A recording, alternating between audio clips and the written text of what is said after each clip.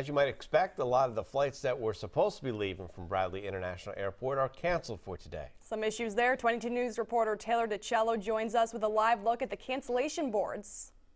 People at the airport are feeling a little more positive this morning than they were Wednesday morning when we were here. And that's because if you take a look behind me at this departures board, there are more green on times showing up here, which is great for some people. I've been talking to multiple people all morning who have told me that they came here yesterday, their flights were canceled, and then they got an email saying that their flights were back on by the time they had already gone back home. So today they're excited to finally fly out to their destinations, many of them to warmer weather. But I'm going to take a step out of the camera here and show you more of these on-time flights, because this is really the story of the morning here at the airport, where just a half hour ago there were many cancellations.